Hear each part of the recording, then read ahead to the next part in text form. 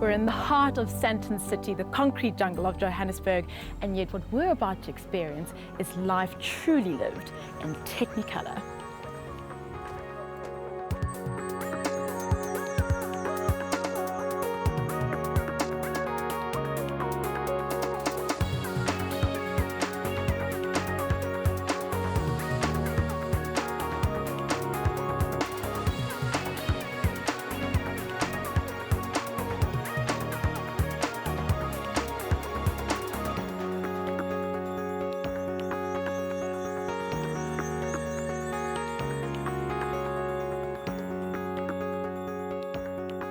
In today's episode of Finest Homes, we visit a contemporary Johannesburg North property where art has truly taken centre stage. The design team from nieu will take us through this eclectic multi-level home, and we'll meet with an art curator, Monique House, who assisted the homeowners in building their ever-growing collection. If an eclectic design scheme sparks your interest, then stay tuned as we decipher this exciting style for you.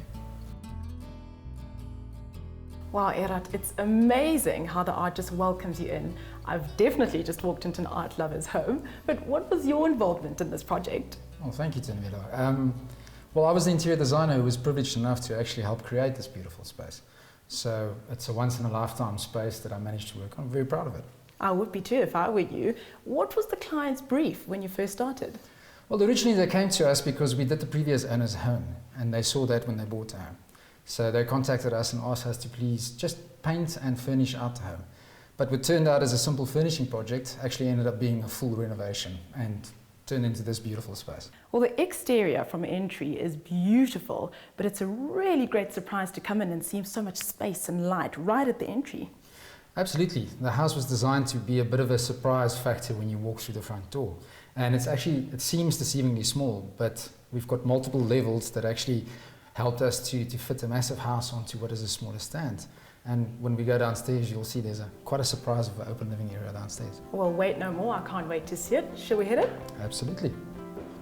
In a house that could easily be cold and clinical due to the contemporary architecture, there is a sense of warmth brought forward by the wooden floors and vibrant colours that greet you as you make your way through the house. Right, so it looks like every single art piece has been perfectly situated, but I'd love to know how the layout has been influenced by the artwork in the kitchen area. Well, in the kitchen area specifically, it was influenced. This beautiful Norman Catherine piece was a piece the client had before they moved in. And we were briefed to specifically allow a space for it. So we had to adjust when we designed the kitchen, the height, so that they would fit in perfectly, and they'd be the first thing you see as you walk in. I'll tell you what else works perfectly, is the integration of the cupboards. Absolutely, because we had to have a fully integrated space that brought the living room into the kitchen. And we didn't have that much space in this part of the house.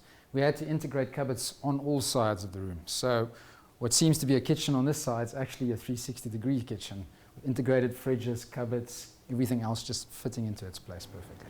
Well, the first thing that you notice when you walk in here are the sleek, strong lines, and yet I notice you've also played with a few other textures. A key integral part of creating an eclectic contemporary space is to actually layer it, and the best way to do that is through textures. Now, I love the design of texture, and in this home we had the opportunity to play with so many different types of textures. From solid timber floors running all the way through from the lounge to the kitchen, stone walls, to even the odd wallpaper on the ceiling, just to warm up the space and really tie it all together. Well, what you've done exceptionally well is integrate these two spaces. Thank you. The house was designed for a large family who loved to socialize together. So it was really important to take the key spaces one would entertain and actually link them all together. So we've got this fantastic flow running from the kitchen through to the dining room, to the lounge, to the outside patio. And we're almost stepping it down in tiers so that we never ever obscure the outside of the beautiful art in the garden, and just draws you out that way. This truly is a home that caters for a large and social family. The generous outdoor entertainment area is effortlessly integrated with nature, all the while complemented by structural cycads and sculptural artworks.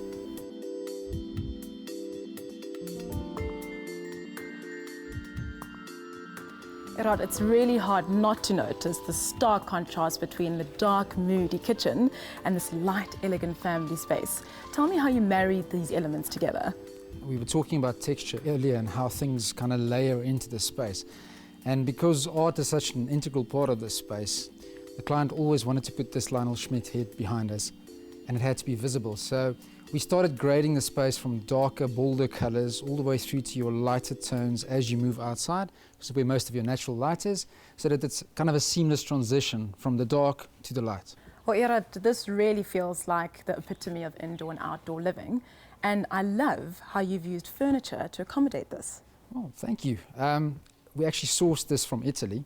It's a wonderful sofa, and it wouldn't be what you usually would do in a space that integrates with inside-outside, because it almost creates a closed conversation pit, which was part of the idea, the duality of the space, because these wonderful little backrests can actually move and swivel around, so you can end up sitting on both sides of the sofa, integrating with the outside and with the inside at the same time. And I assume to successfully achieve this, you used a lot of glass along the walls, but where there is wall, really the use of paint really complements the artworks. Yes, like I said, art was a central part of the brief and the home and the client's lifestyle. And we had to find a way of actually emphasizing that while blending it in at the same time. So we chose the opposite color to what you usually see in a gallery, which is all white. We opted for a dark charcoal because it actually kind of just fades in and creates this infinity feel, putting the focus on the art on every single wall. We also couldn't put too much color in on the walls because, well, the art, as you can see, is very colorful. So we had to keep it natural, yet complementing to what is the main focus in this home. After the break, we speak to art curator Monique House about the process of selecting and collecting art for the home.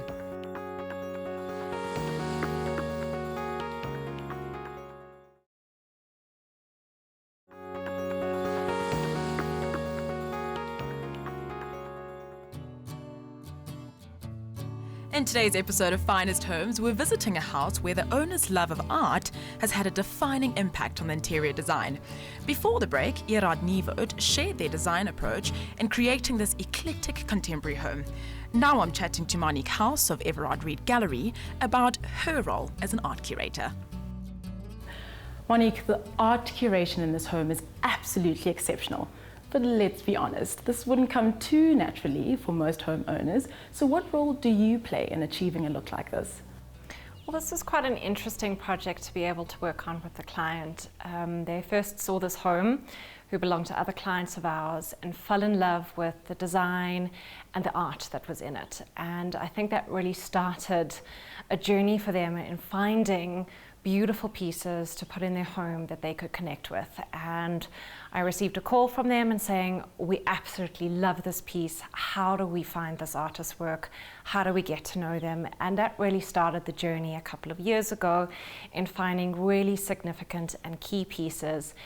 And so the journey started, and we invited them through to the gallery to come through, have a look at some of the artworks that we had on display, the exhibitions that we were running. In some cases, we invited them through for previews to get top of the list and beautiful, beautiful pieces ahead of time. And slowly started developing a language and finding out what they loved, which pieces they connected with, which artists they connected with. And so started it from there and slowly took it step by step and built the collection. That sounds like a beautiful journey. Now, for someone who's starting out, what would you suggest, that you go for something that you love versus something that will last the test of time? Well, I think for any collector starting out, we would want you to love the piece that you're going to have in your home. I think for some people are really driven by a name or understanding that this might be a massive investment piece. None of us really know what's going to happen, but if you love a piece, every time you walk into that space, it will lighten your mood and lift your spirit. And it was something quite enjoyable about working with this client in this collection, is every piece has a significance. Every piece, there is a story or there's a memory that tracks back with them. And it was a delight for me to be able to be a part of that and help build that collection with them. Well, you have to be absolutely blind not to find a favorite in this home, but are there any artworks that stand out for you? I think it's always a tough question to ask a curator. We get to work with so many different artists on a daily basis, but some of the key works within this collection, which I've been really excited to be able to place, are pieces by Brett Murray, like Bart and Marge in Africa, some of Blessing's works, which are actually behind me, Lionel Smith's beautiful works, which actually help you move in and out of the home, so they are in spaces between courtyards, from front doors. Angus Taylor's two welcoming pieces. I think I could probably have a very long list of favorites within this home, but ultimately it's not about me, it's about the homeowner and what do they love and what pieces do they connect with. And I think if you walk around in this space, you'll definitely see there's a quirkiness, there's a vibrancy, they're not scared to have challenging pieces, but at the same time, color and boldness is something that they've always gone for within the works. Right the way from the Urbanski, as you walk in the front door, every room has a different mood and a different vibe as you come in, and really embraces the art within that collection. Absolutely. What comes to mind when you mention that is just eclectic, right? And with such a style, how would you advise you combine the different sort of styles and aesthetics to ensure that it all works? Well, I think knowing what you like and what you enjoy is really the first step. Some of the works within this collection were not acquired through our gallery space, but knowing the client and working with them on a week-by-week basis, we really got to chat about which spaces they lived in most, which pieces should hang on which walls. In the early stages, before any of the fittings were in this home, we were kind of walking through just the concrete frame of it, and we identified key spots within the home to say, we need to put a beautiful piece up here, or there needs to be a really significant piece out in the garden space, or as you walk in, you need to have something that goes pop or just invites clients or friends or whoever's coming into your home into that space and say, this is who I am, this is my collection. And describing the brief, what did the owner really emphasize that they really needed in their home? Well, I think it changed over time. So the initial selection of pieces that they came through to look at were very clear in identifying, we love this work, can you help us source pieces by Lionel Smith? And so we started a journey of finding what was available. I introduced them to do studio visits with the artist to actually get to meet them, which is something we will do for our top collectors, is allow them to come in, see the artist either in the gallery or in the studio space, and help them feel part of the process. And so, although the initial stages they may have said they only wanted to collect this artist, by the end of it, their passion was so great that there is an unending list of works that I think that they would love to add to this collection. And certainly each time they came through to the gallery or got to meet a different artist, they started building on that collection and buying or placing a new work for that collection. And do you think this is a process or journey that any homeowner can go through, or is there a certain scale that fits this process? Absolutely. It is a process that homeowners should embrace and welcome and engage. And we always invite them to come through and meet the team that I work with, come through to the gallery, start learning about the artists. We do walkabouts, we will hold private events. If you come through and start developing a feel for what works you like, it comes that much more naturally and that much easier for you to actually say, when you walk into a space, you get shown a portfolio or a catalogue, I love this, and why do I love it? Maybe you don't always know the answers, but certainly something attracts you to that piece, and so it will be a lot easier to make a decision once you have started the process of collecting and at least looking and being engaging with the artworks and with the artists. In my eyes, this house has many breathtaking areas, but one where I could see myself spending most of my time is the spacious main bedroom, one with a view to die for. Joining me on the upstairs balcony overlooking the Johannesburg skyline is Tegan Kalassi of Kim H. Nieu. My word, Tegan, I'm on my way to you and I'm about for your amazing smell. It's like a second time. This is beautiful view. How are you? Beautiful, eh? Wow, Tegan, I know there's a plethora of artworks in the interior, but for me, the real masterpiece is this beautiful view. No, it's undeniable that this view is probably one of the best parts of this house, and you can't not capitalize off what is currently behind us, definitely. And what I love most is that you've really optimized this space, just sprawling from the main bedroom. And tell us how you maximized on this space. So what we wanted to do is we have completely opened up the main bedroom. We wanted to have the main bedroom be outside to an extent. We wanted to have the flow from inside and out almost indistinguishable. So when you're lying in bed, you're watching the sunset, you're outside, you're hearing the birds. So we created big spanses that just could be opened up and let the light, let the air and let the view in. Look, there's this tight integration between what's happening in the exterior and the interior. What were some of the challenges you faced in sort of incorporating what's happening outside with inside? I wouldn't call it a challenge, it was more a fun experience to play with. What we wanted to do is, because there was such a massive art on the inside, we wanted to have the outside pay homage to what is on the inside. So we brought the art outside, we brought the texture and the fun and the beauty of the interior space, and we brought it outside, but we didn't want to take away from the view, so we kept it natural, we kept it within the same tonal range. Yeah. And talk about some of the key elements in the exterior that really spoke to what happens in the interior. So what we wanted to do is we wanted the inside of the house and the outside of the house to be a blurred line. So what we did is we took the color that we used inside, because often people would do a lighter color on the inside and a darker color on the outside, or vice versa. So we chose the same paint color just to follow it through. And then what we did do is on the balustrades and all the steel elements is we went 2 shades darker, just so we can define the architecture and actually make more of a focal point of it instead of trying to hide it. And what's obviously the biggest focal point is the artwork. And I see that the incorporation of the sculptures really marries inside and outside together as well. No, definitely. I mean, with such a beautiful space, I mean, you just fill it with more beautiful things. Well, I have to say, Tegan, achieving a home like this is a true art. And I say cheers to you and your team for creating this beautiful masterpiece. After the break, we take a closer look at the layering of a successful eclectic design scheme.